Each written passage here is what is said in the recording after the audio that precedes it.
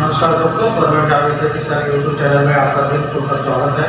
और हमेशा की तरह दोस्तों आप लोग शुरू हो रहे हैं अपने चेक पर चेक दोस्त मेंटर और एजुकेटर एपी सर के साथ।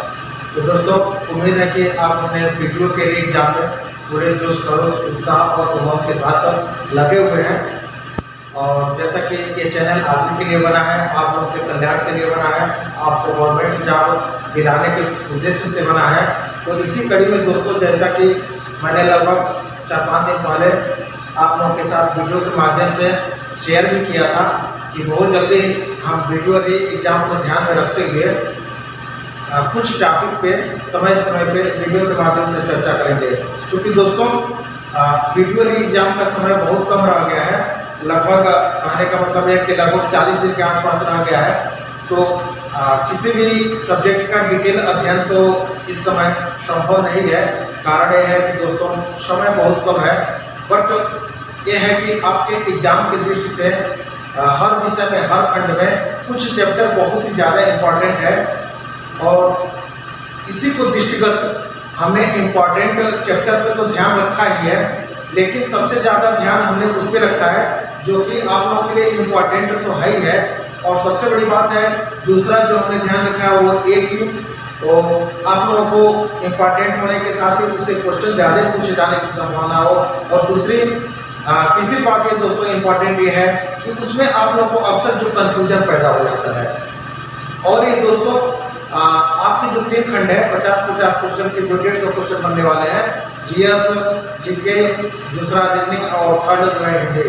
तो इसमें दोस्तों हर खंड में कुछ चैप्टर ऐसे हैं जो बहुत ज़्यादा इम्पोर्टेंट है, और वो बहुत कुछ चैप्टर ऐसे हैं जो कंफ्यूजन भी पैदा करते हैं। लेकिन चूंकि दोस्तों कंफ्यूजन पैदा करें या टफ है, चूंकि हमें मैक्सिमम स्कोर करना है, तो हमें किसी न किसी तरह से तैयार करना ही पड़ेगा। तो दोस्तों चूंकि महीने जो एग्जाम का समय बचा है, लगभग 40 दिन बचा है, तो चूंकि जैसा कि मैंने आप लोगों से पहले ही चर्चा कर चुका है कि इसमें जो भी चुका हूँ, जो इसमें स्टूडेंट्स बैठ रहे हैं वो नए तो है नहीं, वो लगभग सब लोग पुराने 5 साल पुराने ही हैं। तो निश्चित रूप से 5 साल पुराने हैं, तो उनकी तैयारी भी लगभग 5 साल की तो होगी। तो निश्चित रूप से इस बार जो फाइट होने वाला है थोड़ा अच्छा भी लेवल का होने वाला है, क्योंकि इस समय 5 साल पुराने होने की वजह से जो उसमें सीनियर थे वो तो प्रतिभाग करेंगे ही, वो तो टक्कर देंगे ही। साथ ही में जो दोस्तों उस समय जो भी हमारे मित्र भाई बहन उस समय नए थे, अब वो 5 साल पुराने हो गए हैं, तो निश्चित रूप से वो भी बराबर की टक्कर देने वाले हैं। तो यहाँ दोस्तों टक्कर से मतलब है मैक्सिमम स्कोर का टक्कर। तो दोस्तों ये जो चैनल है आपके साथ है, और इसी दृष्टिगत जैसा कि मैंने आप लोगों से लगभग 5 दिन पहले वीडियो के माध्यम से अपनी बात को शेयर किया था कि बहुत जल्दी हम जो है 10 मिनट का दम, स्कोर कभी ना होगा कम नाम से एक सीरीज चलाने वाले हैं। तो लेट से ही सही, थोड़ा लेट हो गया कुछ रीजन से, तो लेट से ही सही हम आज जो है दोस्तों अपने सीरीज की शुरुआत करते हैं। और सीरीज की शुरुआत में हमने जो हिंदी का पहला चैप्टर लिया है दोस्तों, वो लिया है वर्णमाला का उच्चारण स्थान। दोस्तों आप लोग जानते हैं कि आपके हिंदी भाषा मतलब सामान्य हिंदी में जो वर्णमाला अल्फाबेट है वो बहुत ज़्यादा इम्पोर्टेंट है। और बहुत ज़्यादा इम्पोर्टेंट होने के साथ ही इसमें कुछ ऐसी चीज़ें हैं जो थोड़ा बहुत कंफ्यूजन पैदा करती हैं। तो उसी कंफ्यूजन में से एक यूनिट है, वो है वर्णों का उच्चारण स्थान। जैसा कि दोस्तों आप लोग जानते हैं कि वर्ण क्या है, भाषा की या वाणी की सबसे छोटी इकाई है, मूल इकाई है। और हम जो भी अपनी बात को शेयर करते हैं वो इन्हीं वर्णों से बना है। और इन्हीं वर्णों का जो उच्चारण स्थान है, जो टोटल वर्ण है, जो कि हिंदी में मूलतः 52 वर्ण माने जाते हैं, टोटल हिंदी में 52 वर्ण माने जाते हैं, जिसमें 11 स्वर 33 व्यंजन है। तो जितने भी हम अपनी बात को शेयर करते हैं सामाजिक सद्भाव के लिए, या मतलब एक दूसरे से जो भी हम बात शेयर करते हैं या जो भी कुछ करते हैं, इन वर्णों के माध्यम से ही करते हैं। तो और इन वर्णों के माध्यम से करते हैं, तो निश्चित रूप से जो दोस्त ये जो 52 वर्ण हैं वो मुख से ही बोले जाते हैं। भाई हम बात जो करने का तरीका है भगवान ने कुछ और दिया ही नहीं है। तो निश्चित रूप से ये हम मुख से बोलते हैं। और ये जो 52 वर्ण है, हमारी जो भी भाषा है इन 52 वर्णों से ही अनुशासित होती है। और ये जो 52 वर्ण है दोस्तों, हमारे मुख में कहीं न कहीं किसी न किसी स्थान के संपर्क से या माध्यम से बोले जाते हैं। और दोस्तों जैसा कि आप पढ़े भी होंगे, जानते ही होंगे, जो ये वर्ण जहाँ से बोले जाते हैं मुख से, उनको उच्चारण स्थान कहते हैं। और हमारे मुख में दोस्तों मुख्य रूप से 6 उच्चारण स्थान है, जिसमें पहला है कंठ, दूसरा है तालु, तीसरा है दंत, चौथा है मूर्धा, पांचवा है ओष्ठ और छठवां है नाक। दोस्तों ये जितने 52 वर्ण हैं हिंदी भाषा में, ये इन्हीं 6 स्थानों से अनुशासित होते हैं। और ये जहां से बोले जाते हैं, जिस माध्यम से जहां से उच्चारित होते हैं, इनको उच्चारण स्थान कहते हैं। तो दोस्तों ये जो आपके 52 वर्ण है, उनका उच्चारण स्थान क्या है, जैसा कि जानते हैं, मेरा खुद का अनुभव है, ये थोड़ा कंफ्यूजन पैदा करते हैं। तो उसी कंफ्यूजन को ध्यान में रख करके आज जो दोस्त हमने पहला जो चैप्टर अपना निर्धारित किया है, वो अपना वर्णों का उच्चारण स्थान है, जैसा कि आप अपने व्हाइट बोर्ड में देख सकते हैं। दोस्तों हमने, जैसा कि मैं आपको बता दूं, ये चैप्टर से आप निश्चित रूप से अवगत होंगे, कुछ नया चैप्टर नहीं है, बट दोस्तों इसमें कंफ्यूजन ज़्यादा होता है। इसलिए हमने दोस्तों अपने स्तर से कोशिश किया है कि आपका जो प्रॉब्लम है, आपका जो कंफ्यूजन है, उसको थोड़ा कम किया जाए। पढ़ना तो दोस्तों पड़ेगा ही, क्योंकि नंबर मैक्सिमम स्कोर करना है तो फिर पढ़ना है। तो दोस्तों चलिए हम अपने समय को ज़्यादा जाया ना करके इन जो वर्णों का उच्चारण स्थान है, अब उसी का अध्ययन करते हैं। इसमें जहाँ ट्रिक हो सकता है, हम ट्रिक भी अप्लाई करेंगे। तो जैसा दोस्तों जो वर्णों का मुख्य रूप से 6 उच्चारण स्थान है, जैसा कि मैंने आपसे चर्चा कर दिया। और 6 उच्चारण के स्थान में जब 2 उच्चारण स्थान और मिल जाते हैं तो 8 हो जाते हैं। कहने का मतलब दोस्तों, पूरा जो आपका 52 वर्ण है, इन्हें 8 स्थानों से मिलकर उच्चारित होते हैं, जिसमें दोस्तों पहला है आपका कंठ, दूसरा तालव्य, थर्ड मूर्धा, चौथा दंत, पांचवा ओष्ठ, छठवां कंठ तालव्य, सातवां कंठ ओष्ठ और आठवां दंत ओष्ठ है।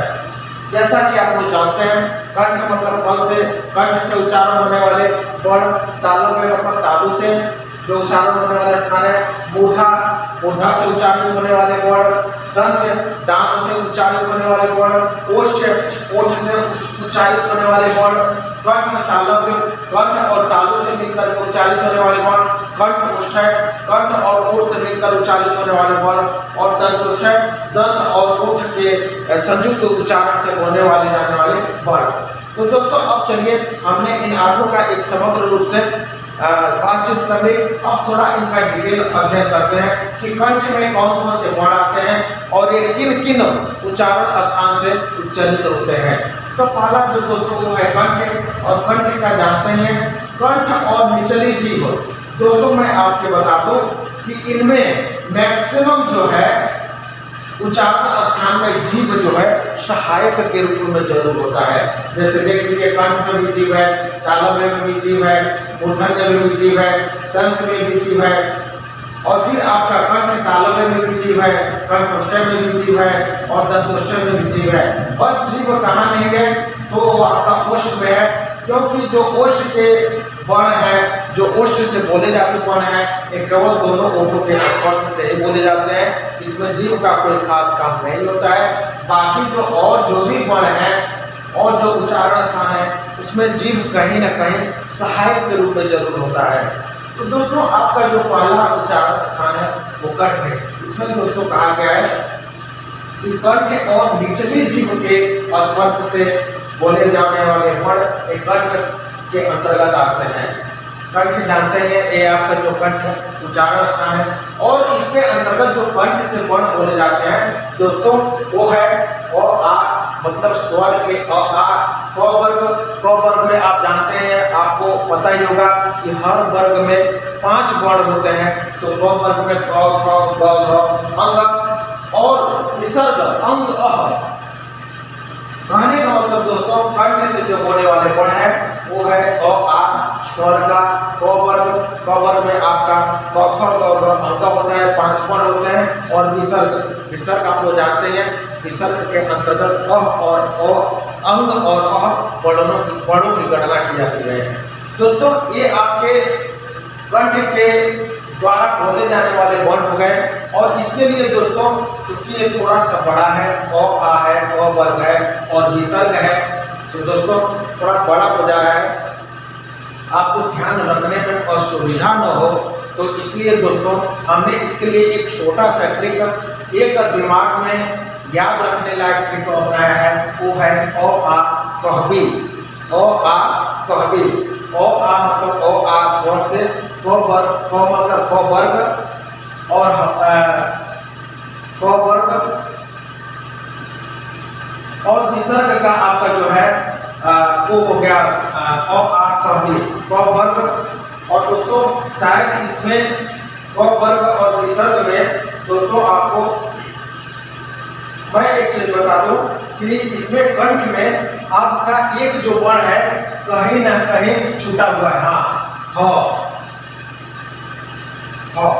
कारण है दोस्तों, मैंने ट्रिक तो निजात कर दिया है अ आ कहबी, लेकिन जब देखा ह कहीं नहीं लिखा है, क्योंकि ह का मतलब यहाँ ह से है। तो दोस्तों स्वर का आपका हो गया अ आ, क वर्ग में क ख ग घ अंग, ह और विसर्ग का अंग अ, ये आपके कंठ के द्वारा बोले जाते हैं।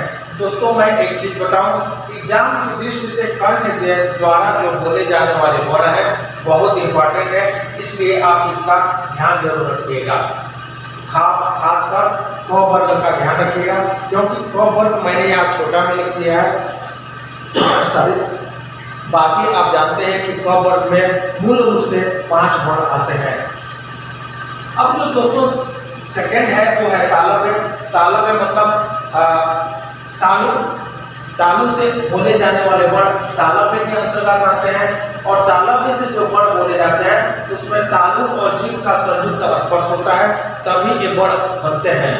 और दोस्तों इसके अंतर्गत मुख्य रूप से ई, छोटी ई, बड़ी ई, च वर्ग, य और बड़ा स आते हैं वर्ण। तो दोस्तों ई आपका स्वर से हो गया, च वर्ग च छ ज झ य हो गया, और आपका य और बड़ा स हो गया। तो आपको हमने ट्रिक के रूप में इसको याद किया है ई चयस।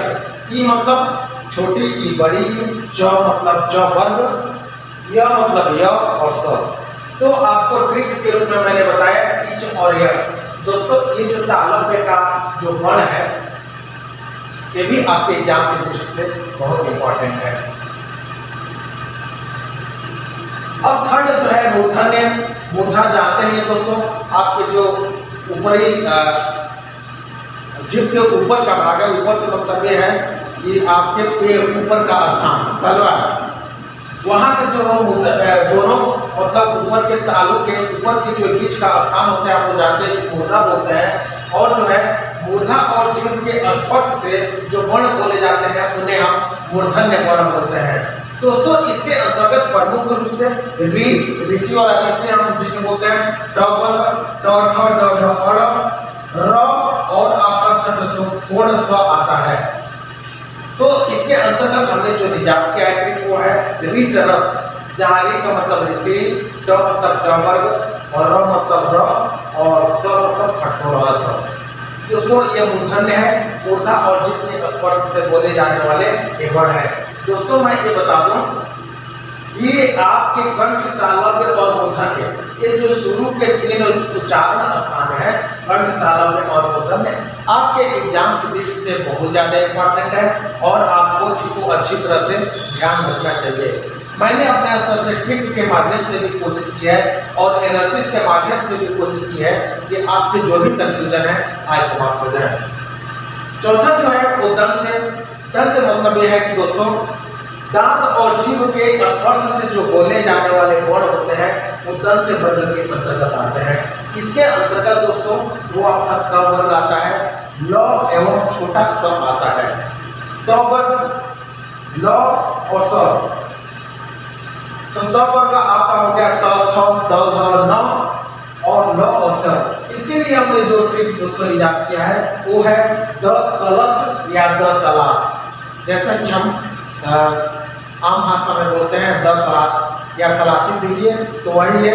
जैसा कि भोजपुरी में कॉमन एक वर्ण बोला जाता है द, तो वही है द कलश या द तलाश। इससे आपका जो है कंफ्यूजन है उम्मीद है कि निश्चित रूप से समाप्त हो जाएगा। पोस्ट, जैसा कि दोस्तों नाम से ये स्पष्ट है, 5वें नंबर पे आपका पोस्ट है। और पोस्ट मतलब दोनों ओठों के स्पर्श से, इसमें जीभ का कोई काम नहीं होता है।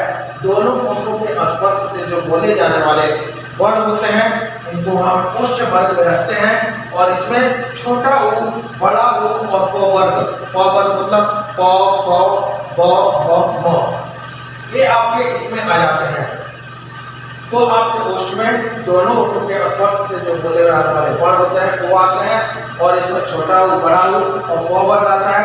इसके मैंने ट्रिक भी याद किया है वो है उप। दोस्तों जैसा कि आप लोग जानते हैं ये जो वर्णों का उच्चारण स्थान है शुरू के मुख्य रूप से स्पर्श व्यंजन के लिए प्रयोग किए जाते हैं।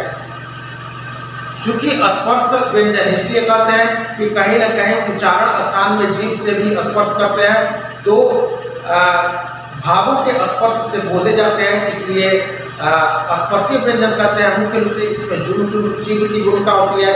और चूंकि इसमें पांचों वर्ग भाग लेते हैं इसीलिए इन्हें वर्गीय व्यंजन भी कहते हैं। तो आप लोग जानते हैं स्पर्श और वर्गीय व्यंजन 25 होते हैं, इसीलिए पोस्ट जब शुरू से 5 तक पोस्ट आता है तो 5 मतलब 5 गुणे 5 आपका वर्गीय व्यंजन यहीं पे समाप्त हो जाता है।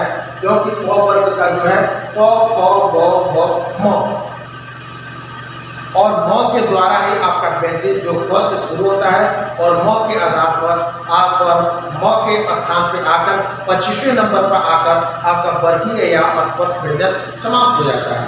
तो कहने का मतलब यह है कि वर्गीय व्यंजन, स्पर्श व्यंजन, कंठ, तालव्य, मूर्धा, दंत और पोष्ट तक सीमित रहता है।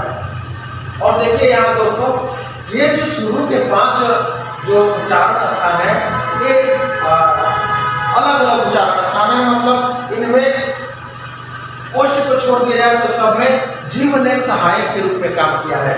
लेकिन अब जो दोस्तों 6, 7 और 8 नंबर के जो उच्चारण स्थान है इसमें कहीं ना कहीं जो 2 उच्चारण स्थान है जिनको छोड़ करके ये 2 उच्चारण स्थान संयुक्त हो जाते हैं। जैसे कंठ तालव्य, नाम से यह स्पष्ट है इसमें कंठ और तालु मिलते हैं, 2 मिलते हैं और जीभ भी इसमें सहायक के रूप में कार्य करता है, तब यह उच्चारण स्थान का निर्माण होता है। कंठ तालव्य में जैसा कि मैंने लिखा है कंठ तालु में जीभ के स्पर्श से बोले जाने वाले वर्ण कंठ तालव्य के अंतर्गत आते हैं। और इसके अंतर्गत दोस्तों मुख्य रूप से या केवल और केवल 2 जीभ के 2 वर्ण आते हैं, वो है छोटा ए, बड़ा ए, मतलब ए, ये 2 ही आते हैं। 7वें नंबर पर दोस्तों वो है कंठोष्ठ है। जैसा कि नाम से ये स्पष्ट है कंठ और ओठों के परस्पर स्पर्श से बोले जाने वाले वर्ण कंठोष्ठ के अंतर्गत आते हैं। और इसमें कंठ द्वारा जीभ और ओठों के स्पर्श से ये दोनों वर्ण जो है बोले जाते हैं। और इसके अंतर्गत भी मुख्य रूप से आपके 2 ही वर्ण आते हैं, पहला ओ और दूसरा है औ। दोस्तों उम्मीद है कि समझ रहे होंगे। 8वें और लास्ट नंबर पे आता है दोस्तों वो है दंतोष्ठ है। जैसा कि नाम से स्पष्ट है इस उच्चारण स्थान में दांत और ओठ दोनों मिलते हैं और जीभ के सहायता से ये वर्णों को बोला जाता है। कहने का मतलब दोस्तों दांत से जीभ और ओठों के स्पर्श से बोले जाने वाले वर्ण आपके दंतोष्ठ के अंतर्गत आते हैं। और इसके अंतर्गत दोस्तों आपका जो है वकील वाला वो आता है। तो दोस्तों उम्मीद है कि ये जो वर्णों का उच्चारण स्थान है मुख्य रूप से 8 है, जिसमें जीभों के सहायता से स्पर्श से आपके मुख्य रूप से 4 बोले जाते हैं, कंठ, तालु, मूर्धा, दंत। और इसमें सबसे बड़ी बात है कि शुरू के जो 4 स्थान है जीवा की सहायता से तो बोले ही जाते हैं, साथ ही साथ दोस्तों ये जो है एक एकल स्थान है, सिंगल स्थान है। जबकि ओठ तो भी सिंगल स्थान है, एकल स्थान है, बट इसमें जीभ का सहारा नहीं दिया जाता है। बाकी पांचवें नंबर के बाद दोस्तों 6, 7 और 8 है। इसमें जीभ के अलावा जो दो मुख्य उच्चारण स्थान है वो भाग लेते हैं, वो है कंठतालव्य, कंठोष्ठक और दंतोष्ठक। दोस्तों एक चीज ध्यान रखिएगा, जब हम वर्गीय व्यंजन का जब तक उच्चारण स्थान को पढ़े तब तक हम वर्गीय व्यंजन में, आप जानते हैं कि वर्गीय व्यंजन की संख्या जो होती है वो 25 होती है और वर्ग में स्पर्श व्यंजन निकलते हैं, आपको पता है। और चूंकि इनकी संख्या 25 होती है इसीलिए शुरू से लेकर के 5वें तक इनकी गणना की जाती है और एक पॉप वर्ग के साथ ही समाप्त हो जाता है, क्योंकि पॉप वर्ग का लास्ट जो आपका वर्ण है वो पड़ता है। तो ध्यान रखिएगा दोस्तों, सबसे बड़ी बात है दोस्तों, आपको इसको याद रखने का एक और तरकीब अच्छा हो सकता है और वो तरकीब ये अच्छा हो सकता है दोस्तों, एक चीज ध्यान रखिएगा, ये जो 8 आपके उच्चारण स्थान है इनको जो है आप काल अनुसार मतलब सीरियल अनुसार ही तैयार कर लीजिएगा। सीरियल अनुसार मतलब जैसे कंठ, तालव्य, मूर्धन्य, दंत, ओष्ठ, कंठ तालव्य, कंठोष्ठक और दंतोष्ठक। शुरू के 5 तो आपको रटा होना चाहिए और उसके लिए हम एक ट्रिक भी कर सकते हैं, KTMDO, KTMDO,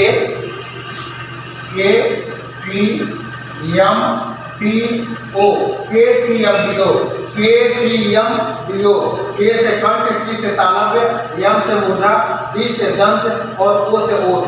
ये जो पांचों उच्चारण स्थान है दोस्तों KTMDO, ये आपका रटा होना चाहिए। और जब ये पांचों आपका दोस्तों तैयार हो जाएगा तो ऊपर का लीजिए कंठ और तालव्य एक साथ, तो कंठ तालव्य हो गया, और दांत और ओष्ठ रखिए तो दंतोष्ठक हो गया। मतलब बीच में जब संयुक्त पढ़ते हैं तो मूर्धा को छोड़ देंगे और आपका कंठ तालव्य एक साथ मिला तो कंठ तालव्य हो गया। कंठ तालव्य मिला तो कंठ तालव्य हो गया, कंठ और ओठ मिला तो कंठोष्ठक हो गया, दंत और ओष्ठ मिला तो दंतोष्ठक होगा। मतलब मैथमेटिकल तरह से दोस्तों इसको पढ़िए तो आपका बहुत ही आसानी तरीके से ये वर्णों का उच्चारण स्थान आपको याद हो जाएगा। दोस्तों मैं एक चीज बता दे रहा हूँ, वर्णों का जो भी ये उच्चारण स्थान है या टोटल वर्णमाला है, आल्दो आपका पूरा हिंदी व्याकरण दोस्तों ये टोटल मैथमेटिकल है। अगर आप इसको रटने की कोशिश करेंगे तो कभी ये तैयार नहीं होगा। आप इसको एक फार्मूले के आधार पर, एक सूत्र के रूप में इसको पढ़िए, एक लॉजिक के रूप में इसको पढ़िए तो आपको कभी मैथमेटिक्स की तरह नहीं भूलेगा। और अगर आपने रटने की कोशिश किया तो कभी ये तैयार नहीं होगा। और जब आप फार्मूले विधि से एक गणितीय दृष्टि से पढ़ने की कोशिश करेंगे, एक फार्मूला के आधार पर पढ़ने की कोशिश करेंगे तो शुरू में आपको थोड़ी बहुत कठिनाई जरूर होगी, बट जब एक बार तैयार हो जाएगा तो कभी आपको ये भूलेगा नहीं। तो दोस्तों उम्मीद है कि आज जो मैंने वीडियो 2018 की एग्जाम के लिए जो कि 26-27 जून 2023 को हो रहा है, इसके लिए वर्णों के उच्चारण स्थान का जो मैंने एक महत्वपूर्ण टॉपिक लाया था, उम्मीद है कि आपको निश्चित रूप से तैयार हो गया होगा। अगर किसी तरह की कोई कंफ्यूजन होगा तो नो डाउट आप कमेंट के माध्यम से लिखिएगा, हम आपके कंफ्यूजन को समाप्त करने की कोशिश करेंगे। और दोस्तों हमारी कोशिश है कि आपके एग्जाम तक प्रैक्टिस सेट के रूप में और मैटर के रूप में आपको अच्छे कंटेंट लेकर आए, और ये कंटेंट जो है आपके एग्जाम के दृष्टि से बहुत ही महत्वपूर्ण हो। और ये वैसे कंटेंट होंगे जो कि ट्रिकी मेथड होंगे और आपको तैयार करने में थोड़ी असुविधा होती है। तो दोस्तों उम्मीद है कि आज जो है हमारा जो टॉपिक था वो आपको वीडियो के माध्यम से आपके पास भेजा गया, आपसे को अवगत कराया गया। और उम्मीद है कि दोस्तों ये टॉपिक जो है, अगर आपका कोई भी कंफ्यूजन होगा तो आज इस वीडियो के माध्यम से निश्चित रूप से समाप्त हो जाएगा। हाँ दोस्तों, कभी कभी क्या होता है कि एक बार वीडियो देखने से या वीडियो के द्वारा पढ़ने से तैयार नहीं हो पाता है, कंफ्यूजन थोड़ी बहुत रहती है। तो मेरा आप लोगों से एक रिक्वेस्ट और सजेस्ट दोनों है कि वर्णों के उच्चारण स्थान के इस टॉपिक को अगर आपको एक बार में समझ में नहीं आता है तो प्लीज आप एक काम कीजिएगा, ये जो है इसको एक से अधिक बार वीडियो को रिवर्स करके देखिएगा और मैं आपसे वादा और दावा दोनों करता हूं कि अगर इस वीडियो को आपने 2-3 बार देख लिया तो आपका 100% निश्चित रूप से तैयार हो जाएगा। और वर्णों के उच्चारण स्थान में जो भी क्वेश्चन आते हैं आपके इसी से आते हैं। और मैंने पहले ही चर्चा करके बता दिया कि कंठ, तालव्य और मुद्रा से आपके क्वेश्चन कुछ ज्यादा ही पूछे जाते हैं, खासकर इसमें वर्ग से। जैसे पहले का क वर्ग, दूसरे में च वर्ग और तीसरे में आपका ट वर्ग है। और दोस्तों एक चीज ध्यान रखिएगा कि जैसे वर्गीय व्यंजन या अस्पर्श व्यंजन में शुरू से कचट तप का जो सीरीज चलता है, क वर्ग, च वर्ग, ट वर्ग, त वर्ग, पर वर्ग, वैसे ही इसमें भी शुरू से लेकर के म तक, क से लेकर के म तक सीरीज चलता है। इसलिए आप जो है इसको क्रोनोलॉजी में, क्रोनोलॉजी मतलब यह सीरियल में आप इसको अध्ययन करेंगे, सीरियल में पढ़ेंगे तो आपको अब कभी नहीं मिलेगा। और जैसा कि मैंने वीडियो में बताया है इसी की तरह आप पढ़िएगा, आपकी जो भी प्रॉब्लम है वो समस्या के लिए हमेशा के लिए समाप्त हो जाएगी। और जो कंठ, तालव्य, मूर्धा, दंत और मुष्टि को तैयार करने के लिए मैंने आपको दोस्तों बता दिया कि KTMDO, इसको पढ़ लीजिए, KTMDO, KTMDO, KTMDO, KTMDO, KTMDO, तैयार हो जाएगा, कोई समस्या नहीं आएगी। दोस्तों उम्मीद है कि ये सेशन आपको निश्चित रूप से पसंद आया होगा। और हम आगे आपको बता दें कि आपको आपके एग्जाम के लिए जो भी 3 सेक्शन है, 3 खंड है, उससे जो भी इम्पोर्टेंट टॉपिक्स होगा हम उससे वीडियो आपके एग्जाम तक निश्चित रूप से बताएंगे। कोशिश करेंगे कि एक दिन में एक से ज़्यादा वीडियो बने। थोड़ी इशू के कारण, थोड़ी समस्याओं के कारण अभी तक ये सीरीज आपका 10 का दम वाला है, 10 मिनट का दम शुरू नहीं हो पाया था। बट अब यह है कि शुरू हो गया तो सब कुछ ठीक रहा, तो अब भगवान की कृपा रहेगी तो रुकेगी भी नहीं। और ये जो है सीरियल आपका होगा, ये जो सीरीज होगा मैंने आपको बहुत पहले ही बता दिया, आपके लिए बहुत ही इंपॉर्टेंट रहने वाला है। तो दोस्तों जो भी मित्र हमारे अभी तक हमारे चैनल को सब्सक्राइब नहीं किए हैं तो दोस्तों प्लीज इस चैनल को सब्सक्राइब कर लें। जानते हैं सब्सक्राइब कर लेंगे और बेल आइकन के बटन को दबा देंगे तो दोस्तों आपको फायदा ये होगा कि आप निश्चित रूप से अपनी तैयारी में लगे रहेंगे।